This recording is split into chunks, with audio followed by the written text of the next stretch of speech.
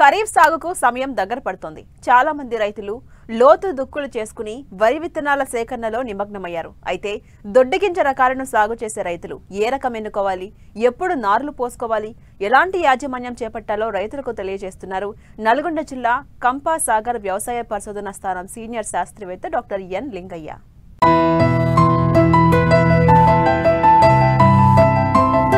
తెలంగాణలో ప్రతి ఏటా 1,00,000 నుంచి 1,20,000 ఎకరాల్లో వరి సాగవుతోంది. ఖరీఫ్లో దాదాపు 60 నుంచి 65 లక్షల ఎకరాల్లో సాగవుతూ ఉంటుంది. అయితే చాలా వరకు రైతులు దీర్ఘకాలిక రకాలను సాగు చేస్తుంటారు. ఈ రకాల పంటకాలం 150 రోజులు ఉంటుంది. వాతావరణ మార్పుల కారణంగా ప్రతి ఏటా పంట చేతికొచ్చే సమయంలో అధిక వర్షాలతో తీవ్ర నష్టాలు వాటిల్లుతోంది. ఈ నేపథ్యంలో మధ్య స్వల్పకాలిక రకాలను సాగు చేయాలని ఇటు ప్రభుత్వం అటు శాస్త్రవేత్తలు సూచిస్తున్నారు. కొన్ని చోట్ల రైతులు దొడ్డుగింజ రకాలను సాగు చేసేందుకు మొగ్గు చూపుతున్నారు. కానీ ఏ రకాలు వేసుకోవాలో తెలియక సతమతమవుతుంటారు.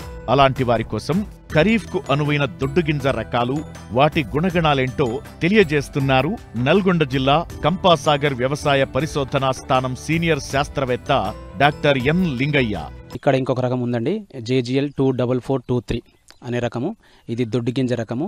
ఈ రకము జగిత్యాల వరి 1 అనే పేరుతో ప్రాంతీయ వ్యవసాయ పరిశోధన స్థానం జగిత్యాల నుంచి విడుదల కావడం జరిగింది. ఇది మనకి వర్షాకాలానికి, యాసంగి సీజన్కి చాలా అనువైన దొడ్డుగింజ రకము.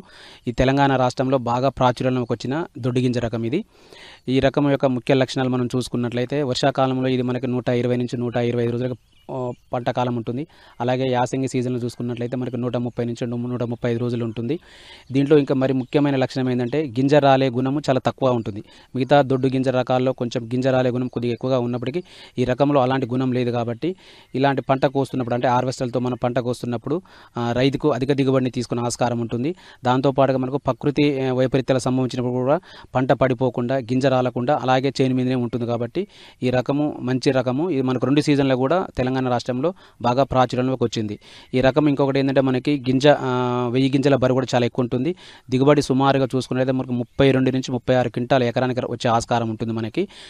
ఇది కొంతవరకు ఆకు మీద వచ్చే అగ్గి తెగులను తట్టుకుంటుంది. కానీ మెడవీర్పు తెగులుకి కొంచెంగా తట్టుకోలేదు. కాకపోతే మనం మెడవీర్పు తెగుల్ని సస్యరక్షణ చేపట్టినట్లయితే రైతు అధిక దిగుబడిని పొందడమే కాకుండా ఇలాంటి ప్రకృతి విపరీత్యాలలో కూడా మనం చాలా వరకు గింజలు రాలిపోకుండా ఉండి అధిక దిగుబడిని సాధించడానికి ఆస్కారం ఉన్న ఏకైక రకం ఇది. అలాగే ఇక్కడ చూసుకున్నట్లయితే మనకి KNM 118 అనే ఒక రకం ఉందండి. ఇది మనకి కూనారం సన్నాలు అనే పేరుతో మనకి వ్యవసాయ పరిశోధన కూనారం నుంచి విడుదల కావడం జరిగింది.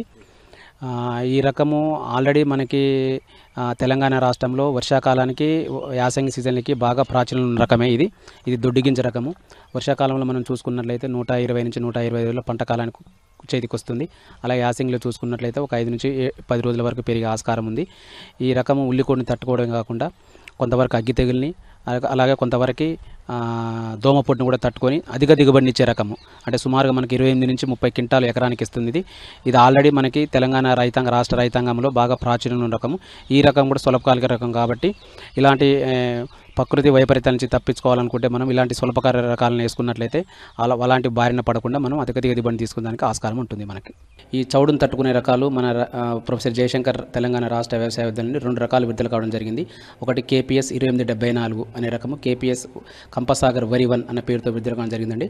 ఈ రకము దోమను తట్టుకోవడం కాకుండా అన్ని ప్రాంతాల్లో ఉన్న చౌడు నేలలకి చాలా అనువైన రకము. దీంతో పాటుగా RNR 11718 అనే రకము. ఈ రకము కూడా చౌడు నేలని తట్టుకుంటూ మిగతా చీడపులను కూడా మధ్యస్థంగా తట్టుకునే సన్నగింజ రకము. ఈ 2 రకాలను కూడా మనము చౌడు ఎక్కడెక్కడ అవుతుందో ఆ చౌడు ఉన్న ప్రాంతంలో ఈ రకాలను వేసుకొని అధిక దిగుబడిని సాధించుకోవచ్చు.